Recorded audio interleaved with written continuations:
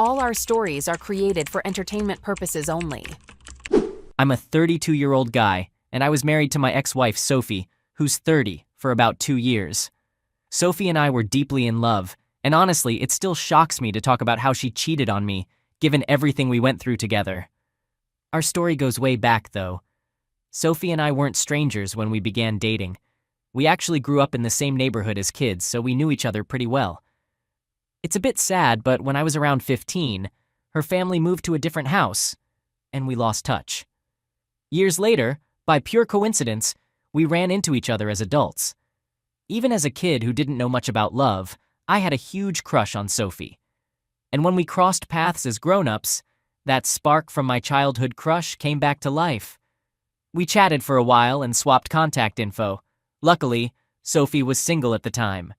After spending weeks hanging out together, I mustered the courage to ask her to be my girlfriend, and she happily agreed. We dated for a year before deciding to tie the knot. It might sound simple, but my love for Sophie was deep, and marrying her made me feel whole.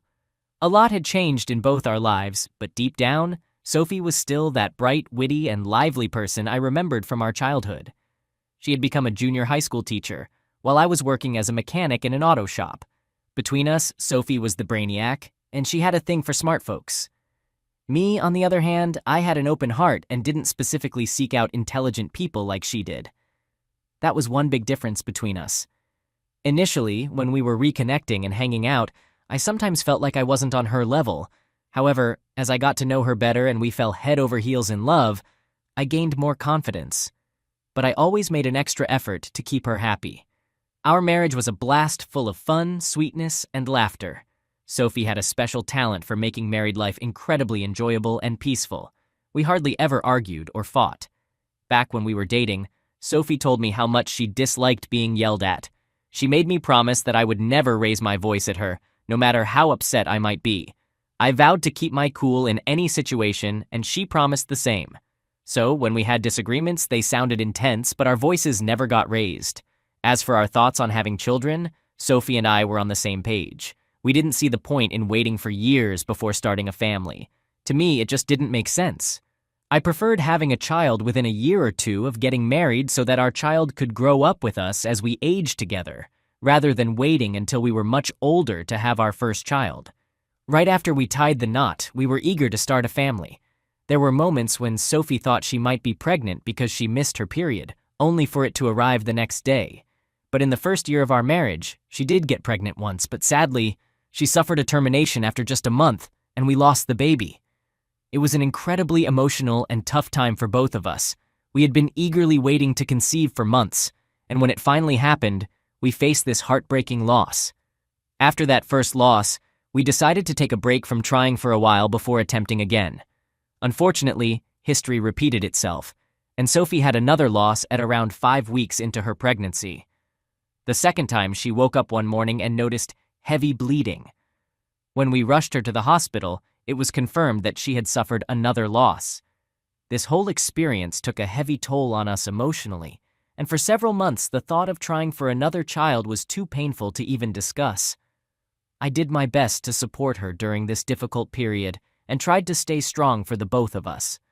As time passed, we slowly moved forward, leaving behind the pain of those 2 terminations. I understood that Sophie needed time to heal emotionally, so I made a conscious decision not to bring up the topic of having children until she had fully processed her grief.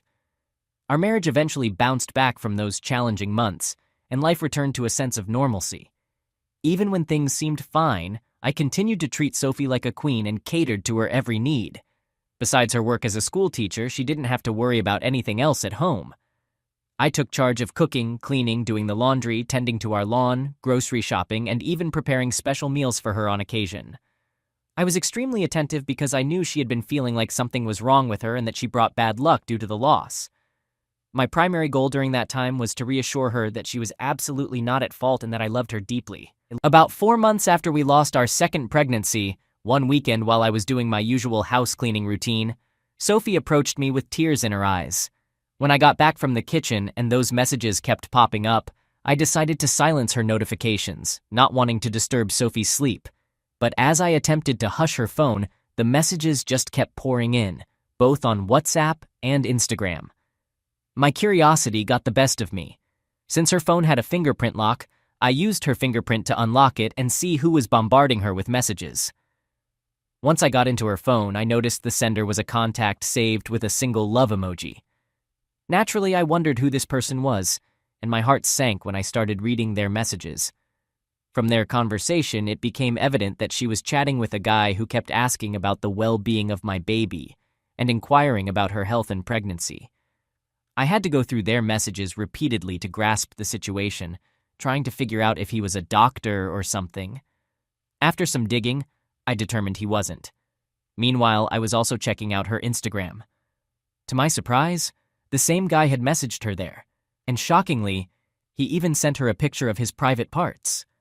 I wouldn't have known about their Instagram communication if it weren't for that message. It was through their Instagram chat that I discovered Sophie had been unfaithful to me. Naturally, I was compelled to find out who this guy was and what had led her to cheat on me. As I delved into his Instagram profile, I learned that he was a scientist. I couldn't believe it. It took me the entire night to come to terms with the fact that this wasn't some awful dream. What hurt the most was realizing that I had been tirelessly working to create a comfortable home for a child who wasn't even mine. That night, I packed a few clothes and drove over to my friend's house to spend the night. I couldn't bear to be around Sophie after uncovering her deceitful actions. The icing on the cake was discovering that her affair partner knew she was married to me. He would occasionally ask her about how I was treating her and the baby, to which she'd respond with something like, "Yeah, he's trying." Reading that she had portrayed me as just trying to be a good partner and father infuriated me. I had been shouldering all the responsibilities around the house, taking care of her, preparing her favorite meals at odd hours of the night, giving her massages, and dealing with her erratic mood swings. Learning about her betrayal was truly devastating. It was incredibly hurtful for her to cheat on me with another man and then deceive me about the child's paternity. Around 3 a.m, Sophie woke up and realized I wasn't home. She called me, wondering why I wasn't there, and I replied in a distant tone that I had some unfinished work at the automobile shop. I assured her I'd be back home later in the morning, but I didn't keep my word. In fact, I didn't return home for 4 days, leaving her in a state of panic. During those 4 days of my absence, Sophie repeatedly tried calling me, but I deliberately ignored her calls. She eventually decided to visit the automobile shop where I worked, only to be told that I had requested a week off due to family matters. In the midst of all this, I created a fake Instagram account to dig deeper into Sophie's affair partner. My investigation revealed that he had been a scientist for several years and even received a prestigious award. I also discovered that he was married to a woman who happened to be a psychologist, and they had 2 kids together. Wanting to expose the truth, I reached out to his wife on Instagram, being straightforward about the situation and providing the evidence, including pictures of their conversations on Sophie's phone. She got back to me the following day, arranging a meeting for us. I met her on the 4th day, the same day I returned home to Sophie. During our meeting, she couldn't believe her husband was cheating on her, even after seeing the evidence. She was heartbroken and almost overwhelmed when I revealed that my wife, Sophie, was pregnant with her husband, Lowell. We decided that we would both confront our respective spouses about the affairs. I couldn't hide my own hurt and anger, which had been festering during those 4 days away. When I finally returned home that evening, Sophie ran to me, but as soon as I stepped into the living room, I told her I wanted to do a paternity test for the baby, catching her by surprise. She questioned my sudden demand for a paternity test, to which I explained that I needed to be certain the baby was mine. She laughed it off, considering it ridiculous, and refused to agree to a paternity test, claiming that the baby was undoubtedly mine. I could tell she was attempting to manipulate the situation. If I hadn't known the truth, her acting might have convinced me that I was the father of her child. That day, I raised my voice at her for the first time in years, and she was taken aback by my reaction. What followed was her crying and accusing me of falsely accusing her of cheating, expressing disbelief that I would do such a thing after all we had been through. I observed as she cried and tried to emotionally manipulate me, but I stood my ground, insisting on a paternity test, regardless of her condemnation. I had printed out copies of the pictures I had taken of her chat conversations, and I threw them at her. She was shocked to see that I had uncovered her truth. After a brief silence, she claimed that it was just harmless flirting with the man, and nothing physical had occurred between them. Her explanations were so feeble that I didn't even feel like arguing with her. Instead, I emphasized that any man referring to her baby as his own was a serious matter, which is why I needed to see the paternity test results. We argued for hours, but eventually, she agreed to undergo the paternity test. We went ahead with the test, and when the results came in, they confirmed that the baby was not mine. By this point, Sophie knew that pretending was pointless, so she began asking for forgiveness. She lied, saying she got pregnant through a donor and didn't know who the father was. I could see through her deception, but I was too angry and exhausted to confront her, so I left her at the hospital. I returned home and packed most of my belongings. While I was in the middle of packing, she came home and tried to stop me. In that moment, my anger reached its peak, and I could have done something regrettable, so I left the house. No matter how hard I tried to convey my disappointment and heartbreak, words couldn't fully express my feelings. As I was leaving, Sophie became dramatic, hurling insults at me. Despite her efforts to make me stay, I left the house, and we didn't communicate for another week. She called me daily, leaving various voicemails of her crying, shouting, and pleading. It was as if she had multiple personalities. Just 2 days ago, her parents called and berated me. They labeled me a deadbeat father and claimed I was the worst father any child could have. Honestly, I was in no mood for drama, so I wanted to quietly divorce Sophie without disclosing her infidelity to anyone. Knowing that Sophie cheated on me and caused our relationship to fall apart, she still went ahead and spread lies about me to her parents, friends, and anyone who would listen. I can't stand people calling me out for things I didn't do, especially when I know it's Sophie who should be held responsible. Her parents even threatened me with dire consequences if anything happened to their daughter or the unborn child. Although the child is not mine, I don't want the unborn baby to suffer, so I'm choosing to stay quiet until she gives birth.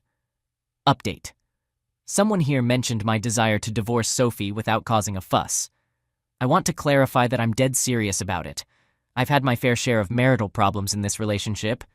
It becomes even more bewildering when I think about the possibility that Sophie may have been cheating on me from the first year of our marriage. Some of you pointed out that marrying Sophie within a year seemed too fast. I believed I had known her since childhood, so dating for a year didn't seem rushed. But all of that is in the past now. Last week, I made a public post on Facebook hinting at the heartbreak Sophie had caused and how our plans were shattered. A Facebook friend of Sophie reached out to me after seeing the post. You know how social media connects people? He happened to be a fellow teacher at Sophie's school, and he mentioned that he had something important to share about Sophie. I agreed to meet up with him, and he dropped a bombshell. Sophie had been having affairs with some of the fathers of her students. At first, I couldn't believe what he was saying until he showed me a short video he had secretly recorded a while ago. According to him, Sophie had a penchant for getting involved with the fathers of the bright kids in her class, and it seemed like she was pursuing them aggressively. He claimed he wanted to help me avoid trouble, which is why he decided to share this information. Additionally, he mentioned that the school was aware of Sophie's misconduct, which was the real reason she was let go from her job, not because she chose to quit. It meant that during the time I was struggling to take care of Sophie while neglecting myself, she had been cheating on me. It had to be the only explanation because her income didn't change one bit. Every morning she'd get all dressed up for work and return home around the usual noon. She'd even spin these stories about how much fun she had with the kids in her class, which I now know were total lies. Saying I felt used by Sophie would be a massive understatement. I've never been deceived, used, or manipulated like this by anyone before. Hearing all of those revelations stirred up a level of anger in me that I didn't even know was possible. In the meantime, I've already contacted a lawyer to start the process of getting our divorce papers sorted. Once the divorce is finalized, I'm not entirely sure what my next move will be. But rest assured, I'll keep you all updated on how things progress with Sophie and her never-ending dramas. I'm eager to hear your thoughts and comments on this. Update. As you all rightly pointed out, taking Sophie back would be like shooting myself in the foot. I no longer have any love left for her, and I don't even feel an ounce of pity. If she could pull off something this terrible while I was doing everything I could to be a good and supportive husband to her and to what I believed was our child, who knows what else she might do? I'm not exaggerating here. A person like Sophie is capable of anything. So I finally decided to confront her parents, who had been incessantly calling.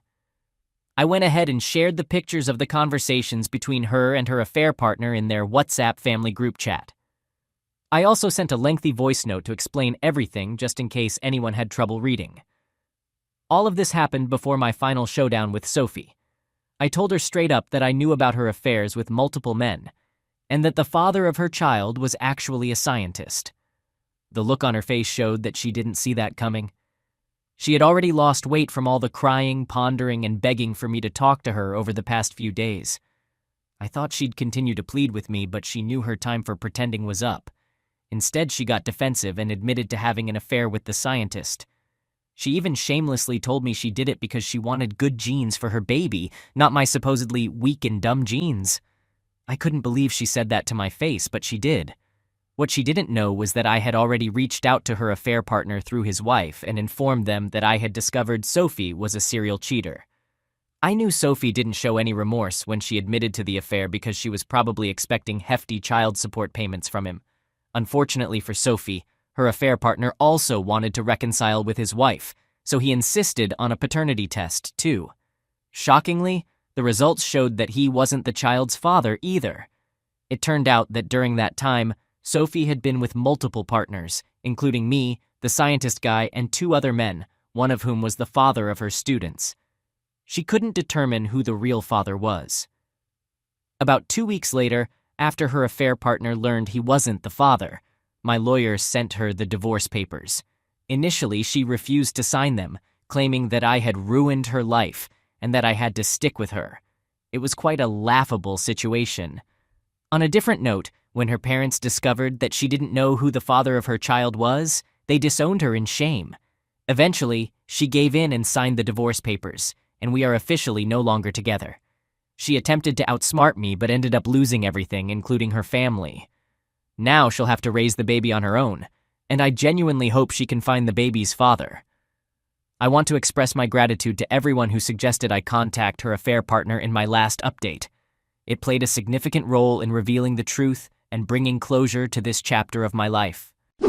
All right, that was a fun story. Now let's move on to another exciting one. Stay tuned and let's dive in. I'm a 34-year-old male, and I married my wife, Nina, who is 29 years old, 5 years ago. It feels like just yesterday when she moved into our neighborhood and came to my doorstep with a plate of homemade cookies. She baked those cookies as a friendly gesture to get to know her new neighbors. It's not every day you see someone serving homemade cookies to their neighbors. Nina was a very cheerful and vibrant person who was friendly with everyone. When she brought over those cookies, I invited her in for a cup of coffee. We quickly became friends and bonded over coffee and cookies. We dated for 2 years before exchanging our wedding vows. One thing Nina loved as much as she loved me was her garden. She had a real passion for plants. With her background in botany, she even owned a small nursery. Her personal garden was like her baby. She cherished all the flowers she had planted there. It might sound unusual, but every morning she would actually talk to her plants while watering them. Before we got married, Nina made it clear that I would have to move in with her because she couldn't bear to leave her garden. She didn't ask. She just informed me of her decision. I didn't mind at all because I fully understood her deep passion and love for her garden. So without any hesitation, I moved in with her. Our married life was running smoothly until recently.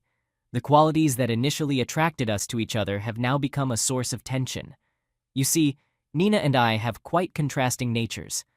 As I mentioned earlier, Nina is an extremely outgoing and sociable person. She has a wide circle of friends and easily makes new ones. In contrast, I'm the exact opposite. I'm an introvert and somewhat shy. I don't feel at ease conversing with just anyone, and I only form connections with a select few. I prefer spending a significant amount of my free time at home rather than going out. My ideal holiday involves staying at home with Nina, watching TV, and cooking a nice meal for the both of us. On the other hand, Nina enjoys going out, whether it's dining at a cafe or meeting up with friends. Given our differences, we established some ground rules at the start of our marriage to prevent major conflicts. We ensured that we could both engage in activities we enjoyed. Saturdays were reserved for going out, something Nina loved. Sundays, on the other hand, were designated as our stay-at-home days, allowing us to spend quality time together, which was something I cherished. This arrangement worked well for us for quite some time. However, things have taken a somewhat unusual turn in recent weeks. Nina has been spending a lot of time outside the house. She frequently meets up with friends or attends various social events. Lately, it feels like Nina is hardly ever at home with me. It's not that she's intentionally leaving me behind or neglecting me. She always invites me to join her when she goes out to meet her friends at parties, but I usually decline. By the time I return home from work, I often feel too socially drained to even consider going out and mingling with people. There were a few occasions when I reluctantly agreed to accompany her, but I didn't enjoy those parties. Engaging in conversations felt challenging, and I was utterly exhausted by the end of the night. So the next time Nina asked me to join her with her friends, I opted to stay home. Truthfully, I miss her presence around the house. She's been going out more frequently than usual, and I find myself missing her when she's away. When she does return home, she's usually too tired and heads straight to bed. I've started longing for our deep conversations and the connection we used to share. I don't want to be the type of husband who prevents his wife from pursuing her interests. I want her to go out and do what she loves. However, it seems like Nina might not be as interested in spending as much time with me, and that's been bothering me. I wonder if she's grown tired of our relationship, or if it's just a phase of busyness for her. I understand that there aren't any clear signs of problems in our relationship, but after reading numerous stories of infidelity here, I find myself being more cautious and not wanting to overlook any potential red flags. I hope this feeling is just temporary and will eventually fade away. Update. After reading the responses to my previous post, I realized that it was better to have an open and honest conversation rather than silently sulking in a corner. I decided to communicate my feelings and insecurities directly to Nina. While I wasn't overly insecure, being an introvert in a relationship with an extrovert presented some challenges. We sometimes worry that our partner might get bored with us because we're not as outgoing as they are. Additionally, introverts tend to overthink things, and before the confrontation, I had come up with numerous plans in my head on how to express my feelings without hurting her. I had put myself through unnecessary mental anguish, and I knew it was counterproductive. The best approach was to have a straightforward conversation with her and share the concerns on my mind, then work together to find a solution. One day, when Nina returned from her nursery, I told her that I needed to talk to her about something. She was surprised by my sudden request for a serious conversation. I opened up and shared everything that had been bothering me. After listening to me, she genuinely apologized and acknowledged that it was a wake-up call for her. She assured me that she would make an effort to avoid making me feel that way in the future. Nina explained that she had been going out frequently because many of her friends were in town after a long time, but she was willing to return to our previous routine that we both enjoyed. I was relieved that Nina responded to the situation with maturity and understanding rather than dismissing my feelings or becoming defensive. She respected my emotions, and I appreciated her for that. We both agreed that having an open and reasonable conversation had been the right way to address the issue. It felt wonderful to have a conversation like two adults deeply in love and understanding each other. Following that day, Nina and I returned to our previous routine where we made time for each other, and I believed that things would improve for us. And for a while, they did get better. However, this positive change didn't last long. About 2 weeks later, Nina started behaving the same way as before. She began coming home late from the nursery, frequently hung out with her friends, and I found myself alone at home as usual. What was most surprising and concerning was that I noticed Nina had started neglecting her beloved home garden. I had always been certain that Nina cared more for her garden than she did for me. It was like her baby. Seeing her disregard it was unsettling. This made me realize that something wasn't quite right with Nina, and something else had taken priority in her life over us, me and her garden. One day, out of boredom, I decided to water the plants in the garden since Nina wasn't around. That's when I discovered that one of the plants had died. It was alarming because I knew how much these plants meant to her, and she would never be so careless with them. When she came home that evening, I showed her the dead plant.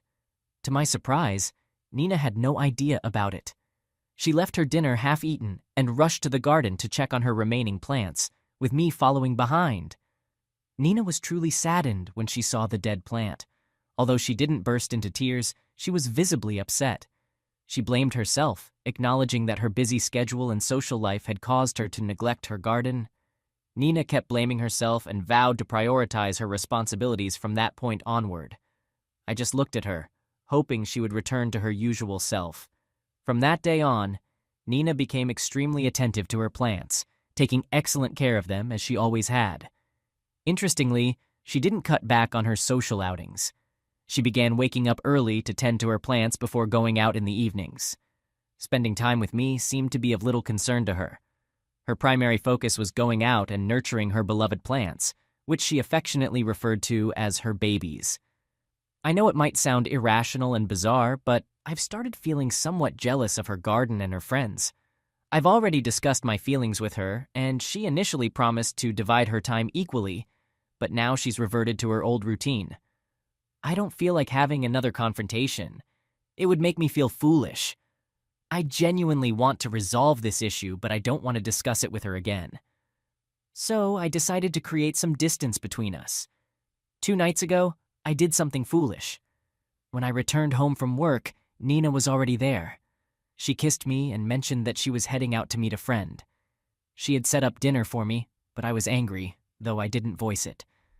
As soon as she left, I left the house as well. I didn't even touch the dinner she had prepared on the dining table. Instead, I called an old friend and spent time with him. I don't have many friends, so we had a lot to catch up on after not seeing each other for a long time. My friend left around 9, but I didn't return home. I went to a bar and spent hours there. I don't typically drink much, but that night I got quite drunk. I had no intention of going back home. Instead, I thought about booking a hotel room and spending the night there. So I went ahead and booked the hotel room. When Nina called me, I declined the call purposefully, not wanting to talk to her or even see her face. She texted me almost immediately, asking where I was. I made the deliberate choice not to respond. I sat on the hotel room bed, staring at the ceiling, questioning if my actions were foolish. But at that moment, I had no desire to engage with her. I wanted her to experience a fraction of the loneliness I felt every day, so I let her worry as I fell asleep almost instantly. The following morning, I woke up late due to the previous night's drinking. Unsurprisingly, I had a headache. I turned on my phone and found a barrage of texts from Nina expressing her concern. Apparently, she had been worried about me. I decided to return home, and as I arrived, Nina was preparing to leave for work. Upon seeing me, she bombarded me with numerous questions, demanding to know where I had spent the entire night. She claimed to have been extremely worried. Her tone was filled with anger, which strangely brought me some satisfaction. I didn't lie to her. I explained that I didn't want to come home to her since she was rarely there. I often found myself alone, so I opted to spend my time outside the house. This statement triggered an outburst from Nina, accusing me of seeking attention like a child. Her defensive reaction infuriated me even further. Instead of acknowledging her own faults, she shifted the blame onto me. It was frustrating. We engaged in a heated argument, holding nothing back, and exchanged hurtful words. Eventually, she left for her nursery, as neither of us was willing to back down. I needed to write this update to vent my feelings. The situation has become increasingly unbearable for me.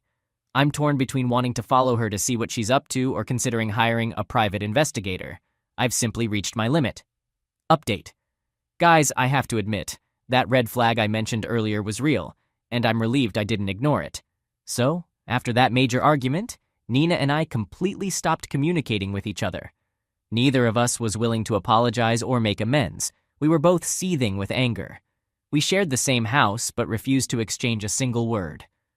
Our daily routines continued as usual.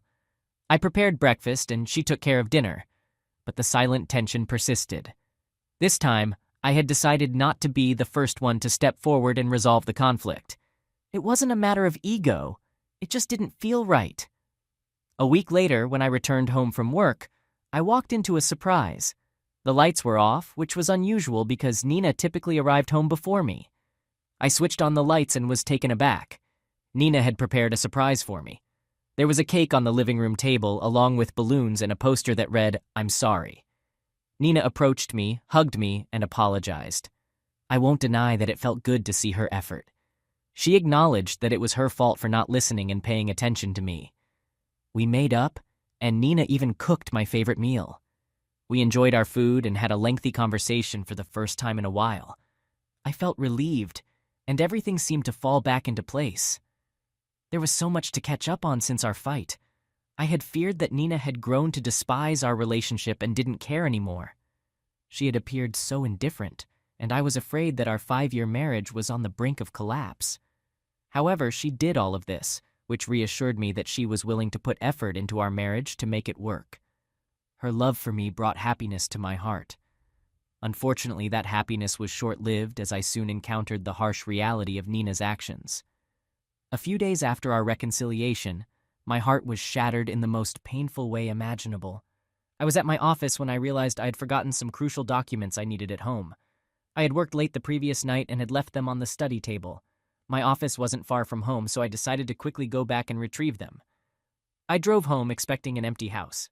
However, I was taken aback to see Nina's car in the driveway. She had left for the nursery in the morning, so why was she back home? As I approached the house, I heard the voice of a man, and it sent a chill down my spine. Something felt terribly wrong. Who could be with Nina in our house at this time of day? For a moment, I wanted to flee, as I wasn't prepared to face the truth. My thoughts were in disarray as I entered the house. To my shock, I discovered her engaged in an intimate encounter with our neighbor. It was utterly disgusting to find out that she was involved with our loser neighbor. This man, AP, had recently moved into our neighborhood, and since then, Nina had been behaving strangely. I couldn't fathom why she seemed to befriend anyone and everyone. I was certain that Nina had initiated this friendship, and things had taken a darker turn. It felt like a déjà vu moment, imagining how their relationship had developed in a manner similar to how it had between us. I stood there in shock for a moment before chasing AP out of my house. My anger made me want to harm him, but more than him, I was repulsed by my wife's actions.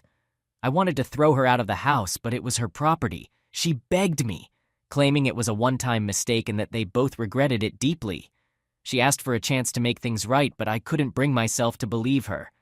Though I didn't need to prove my instincts to her, I had a strong desire to expose her betrayal. I headed straight for the door camera, realizing that it might have captured the person who had entered my house. We had never once checked the camera's recordings in all the years we'd lived here. Our neighborhood had always been safe, and we had never faced such a situation. But now, it was time to put that camera to use. I opened the footage in front of her and began playing recordings from the past few days simultaneously. I fast-forwarded to the afternoon when she was with him. The recordings made it painfully clear that this wasn't a one-time occurrence. I felt a surge of anger towards both of them, him for his despicable actions and her for her betrayal. Without saying a word, I packed my bags and left the house. She begged me to stay and talk, but I simply pushed her away and walked out. For now, I've checked into a hotel while I figure out my next steps. I'm in contact with the divorce lawyer and looking for a new place to live. I've blocked Nina on all channels, and even after a week, I still see her messages in the spam folder, but I can't bring myself to read them as it fills me with anger. I'll provide an update once this chapter of my life comes to a close. Update. When I made my last update, my mental state was in a pathetic condition. But as I write this now, I realize how far I've come on the path to healing. During that dark period, revenge consumed my thoughts. I yearned to devise a plan that would inflict the same pain on Nina that she had caused me. I wanted her to experience the anguish I had felt. I began plotting my revenge relentlessly. It became an obsession. I felt I needed to get even. Nina couldn't escape unscathed after what she had done to me. I brainstormed various ways to make her suffer, but life had other plans, and I eventually moved on after the divorce was finalized. I had intended to provide an update once the divorce was settled, but I didn't want to revisit my past through this thread, so I chose to ignore it. I apologize for that. I did respond to all the kind individuals who checked up on me through PMs and comments. About a week ago, Nina reached out to me through a new email address as I had blocked her on all previous platforms. She conveyed that she was in a miserable state on multiple fronts. She shared with me that AP had betrayed her in the worst possible way. Shortly after our divorce, AP moved in with her. As I mentioned before, he was a lazy individual without a proper job, relying on Nina's income. At Nina's request, he began working at her nursery to assist with the workload, but that's when he started his scheme. He began shipping nursery plants outside and selling them at lower prices to pocket some extra cash. Nina quickly noticed the disappearance of these plants. When she confronted him, he claimed they had probably been stolen during the night.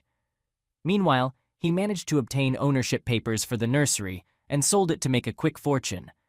Afterward, he vanished with the money, leaving her in the lurch. Nina was utterly devastated, having lost something that meant the world to her. Now she finds herself in a dire situation, lacking emotional support and facing financial struggles, completely alone. I replied to her with a single text, reminding her that she had made me feel the same way. Now she was lamenting the waste of her efforts, and I couldn't help but draw a parallel. I had spent numerous years nurturing our relationship, only for her to discard it so easily in favor of a fling with our neighbor, who clearly wasn't serious. It felt like her karma catching up to her, as she was experiencing the pain she had inflicted on me. That day, my belief in karma grew stronger. Nina was reaping what she had sown, and it was not to her liking. Despite my clear declaration of wanting no contact with her, Nina made several attempts to reach out and apologize. However, I remained steadfast in my decision to ignore her. I learned from a friend that she was facing significant financial troubles due to the loss of her nursery. The neighbor she had cheated on me with had vanished from her life and returned to his wife, leaving Nina utterly alone in every aspect. Moving on from that divorce was far from easy, and it left me shattered. But I had no other choice. I threw myself into my work to keep her thoughts from haunting me, and it proved to be beneficial. I worked diligently to stay occupied and eventually earned the promotion I had always desired. This achievement would not have been possible without prioritizing myself and my mental health. I severed all ties with my past and focused wholeheartedly on the present, which allowed me to regain control of my life and find stability.